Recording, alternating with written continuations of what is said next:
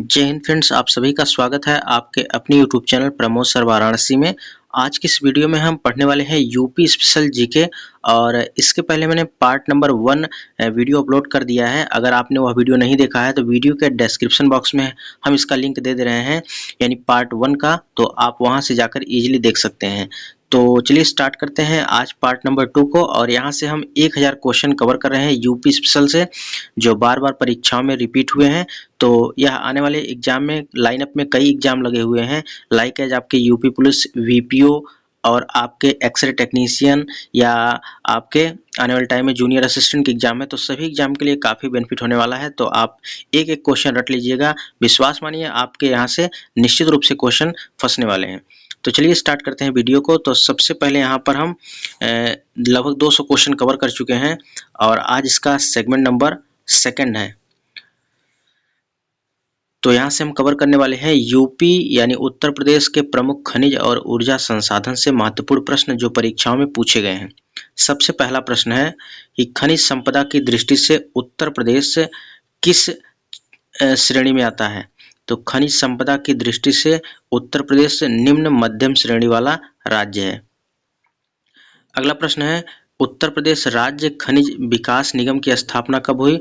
उत्तर प्रदेश राज्य खनिज निगम विकास की स्थापना 1974 में हुई, यानी 1974 में उत्तर प्रदेश राज्य खनिज विकास निगम की स्थापना हुई।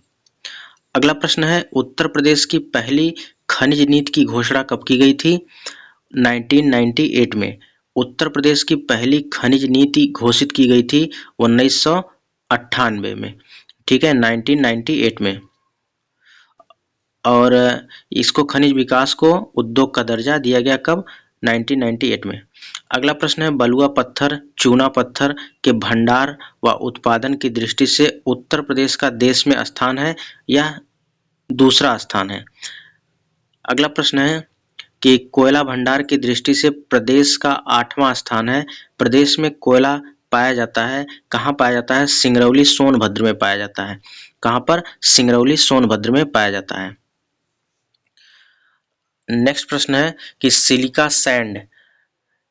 सैंड यानी कांच बालू उत्पादन में देश में उत्तर प्रदेश का स्थान है, दूसरा स्थान है। कौन सा स्थान है, दूसरा स्थान है। और आंध्र प्रदेश पहले स्थान पर है। अगला प्रश्न है सिलिका सैंड मुख्यतः प्रदेश के किन नदियों में पाया जाता है। तो गंगा और यमुना की नदियों में सिलिका सैंड मुख्य रूप से पाया जाता है। अगर पूछे सिलिका सैंड कहाँ पाया जाता है तो आपको बताना है, याद रखना है, गंगा और यमुना नदियों में पाया जाता है। अगला प्रश्न है कि प्रमुख खनिज और उनके उत्पादन क्षेत्र, और यहाँ से यूपी स्पेशल से महत्वपूर्ण प्रश्न बनते हैं और एक एक प्रश्न रट लीजिएगा, विश्वास मानिए आपको यहाँ से क्वेश्चन जरूर देखने को मिलेगा। चूना पत्थर के लिए प्रसिद्ध है मिर्जापुर का कजराहट, मिर्जापुर और कजराहट सोनभद्र। बॉक्साइट के लिए बांदा, चंदौली और हिंडाल्को रेणुकूट। डोलोमाइट के लिए मिर्जापुर, सोनभद्र और बांदा। हीरा के लिए प्रसिद्ध है बांदा एवं मिर्जापुर। यह क्वेश्चन, इसको आप पेन डाउन जरूर कर लीजिएगा, यह क्वेश्चन इंपॉर्टेंट है। तो हीरा किसके लिए, हीरा कहाँ का प्रसिद्ध है, तो बांदा और मिर्जापुर के क्षेत्र में पाया जाता है। अगला प्रश्न है कि ग्रेफाइट कहाँ पाया जाता है। ग्रेफाइट हमीरपुर में पाया जाता है, चुनार मिर्जापुर में पाया जाता है। यूरेनियम बहुत पूछा जाता है, यूरेनियम उत्तर प्रदेश के किस जिले में पाया जाता है। उत्तर प्रदेश के ललितपुर में पाया जाता है। जिप्सम कहाँ पाया जाता है, झांसी और हमीरपुर में।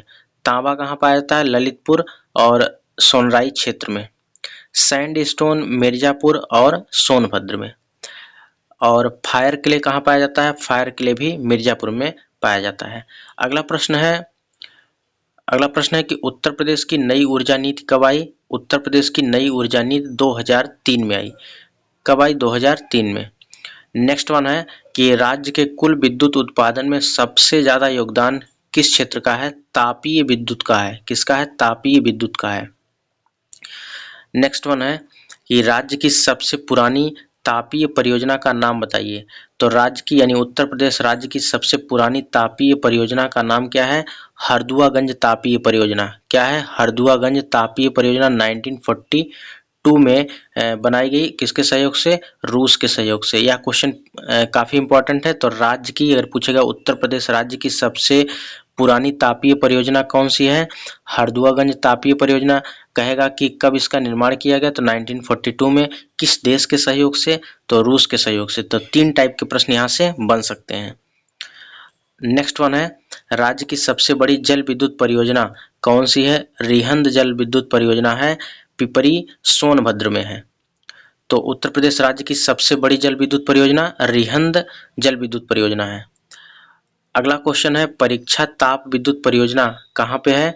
या झांसी में है।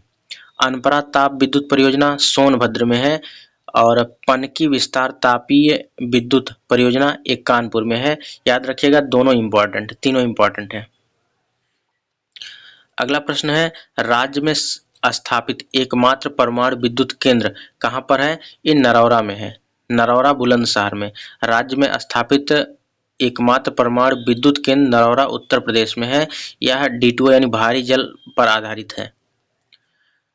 उत्तर प्रदेश में एनटीपीसी के गैस आधारित संयंत्र कितने हैं? 3 हैं।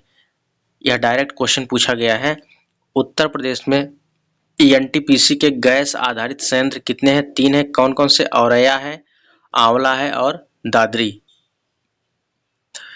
नेक्स्ट क्वेश्चन है कि माता टीला जल विद्युत परियोजना किस नदी पर है? बेतवा नदी पर है, झांसी में।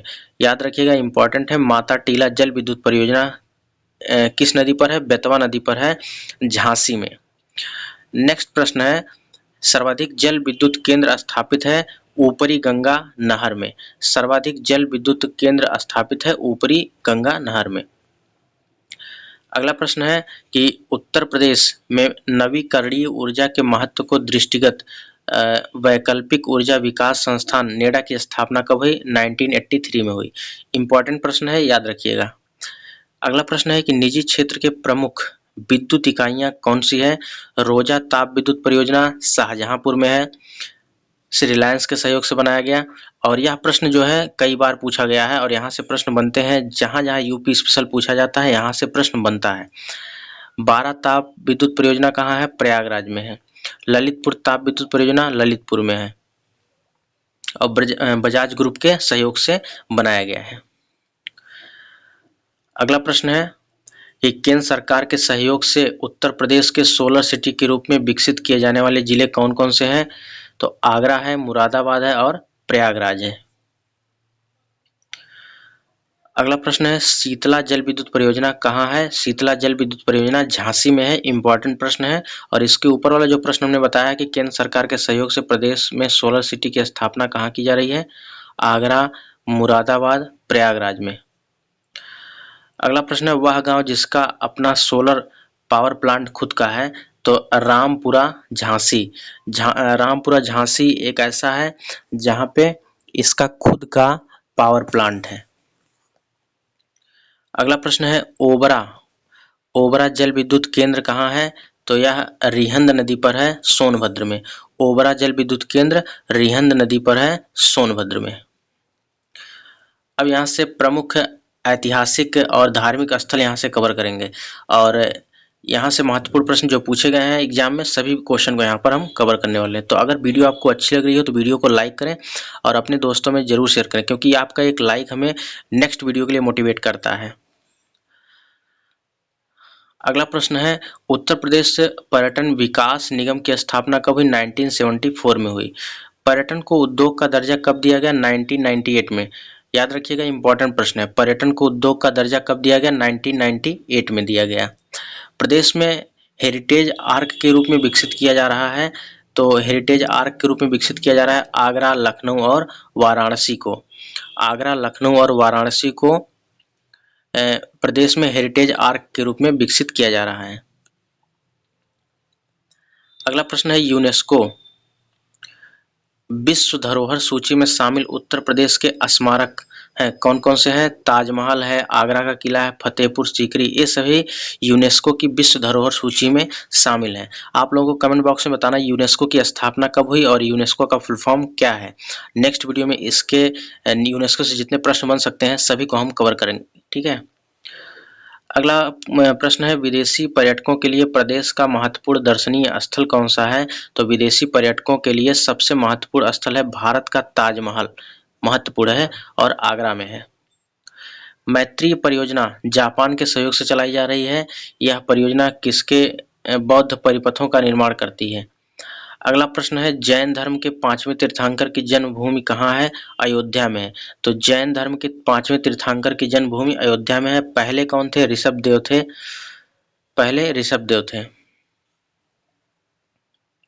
अगला क्वेश्चन है, पुष्यमित्र शुंग ने 2 अश्वमेध यज्ञ किए कहाँ पर? अयोध्या में। अगला प्रश्न, महाजनपद काल में उत्तरी पांचाल की राजधानी अहिच्छत्र कहाँ है? अहिच्छत्र बरेली में है। कहाँ पे है? अहिच्छत्र बरेली में है। अगला है, सिंधु घाटी सभ्यता का पूर्वी प्रसार स्थल आलमगीर है, आलमगीरपुर मेरठ में है। कहाँ पे है? मेरठ में है।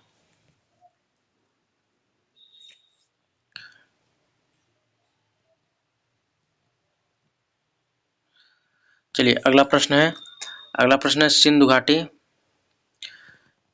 सिंधु घाटी सभ्यता का पूर्वी प्रसार स्थल आलमगीरपुर कहाँ पे है? मेरठ में है। नेक्स्ट है, कपिलवस्तु की राजधानी कहाँ है? कपिलवस्तु की राजधानी पिपरवाह सिद्धार्थनगर है। अगला प्रश्न है, बौद्ध और जैन दोनों का प्रसिद्ध तीर्थ स्थल कहाँ है? कौशाम्बी है। यह प्रश्न काफी बार रिपीट हुआ है। वत्स की राजधानी कहाँ है? ये भी कौशाम्बी है। वत्स की राजधानी कौशाम्बी।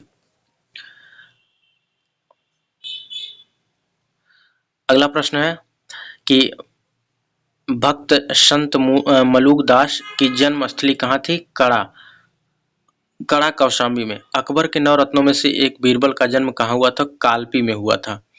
जैन धर्म के 23वें तीर्थंकर पार्श्वनाथ का जन्म कहाँ हुआ था? काशी में हुआ था।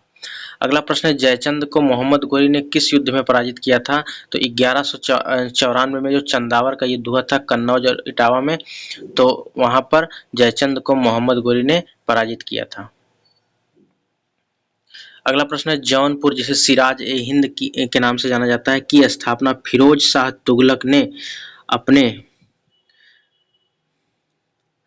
चचेरे भाई, ठीक है, यहाँ पर देखिए जौनपुर को किस नाम से जाना जाता है, ठीक है, तो ये भी याद रखिएगा क्योंकि यह क्वेश्चन पूछा भी गया है। जौनपुर को किस नाम से जानते हैं? सिराज ए हिंद के नाम से जानते हैं। और जौनपुर की स्थापना फिरोज शाह तुगलक ने मोहम्मद बिन तुगलक की याद में करवाया था।